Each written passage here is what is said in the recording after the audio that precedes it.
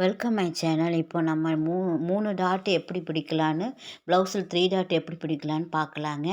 வாங்க ஃப்ரெண்ட்ஸ். இப்போ அந்த பேக் சைடு இருக்குது பார்த்தீங்களா, அதை அப்படியே மார்க் பண்ணிடலாம் நம்ம மேலோட்டமாக. அதுக்கப்புறம் அதை எடுத்துடலாங்க.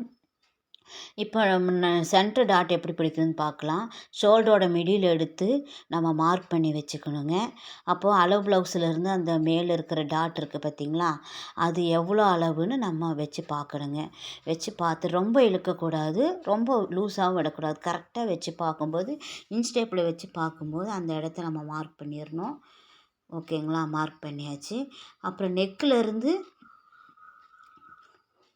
அதோ அந்தோட அளவு பார்க்கணுங்க. அந்த பாட்டத்தோட பாயிண்ட்லேருந்து கீழே கொக்கி போடுற அளவுக்கு எவ்வளோ இருக்குதுன்னு பார்த்துட்டு அந்த இடத்த நம்ம மார்க் பண்ணணுங்க.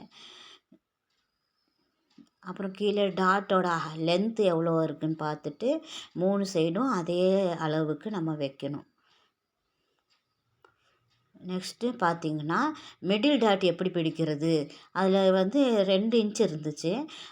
2 இன்ச்சு நம்ம கரெக்டாக வர அளவுக்கு நம்ம மார்க் பண்ணிவிட்டு, ஷோல்டரோட அளவு நம்ம நெக்கிலேருந்து எங்கேருந்து டாட் வந்திருக்கோ அந்த அளவும் பார்த்துட்டு, நம்ம கரெக்டாக அதை மார்க் பண்ணிக்கலாங்க.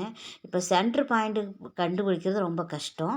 இப்போ பார்த்தீங்கன்னா, அதுலேருந்து நம்ம கரெக்டான மார்க்குக்கு பெருசாக ஒரு மார்க் போட்டு, ஒரு கோடு போட்டு நம்ம பழைய ப்ளவுஸில் இருந்து அளவு எடுத்து நம்ம பார்க்குறோம் பாருங்கள். இந்த மாதிரி செய்யுங்க ஃப்ரெண்ட்ஸ். ரொம்ப ஈஸியாக இருக்கும்.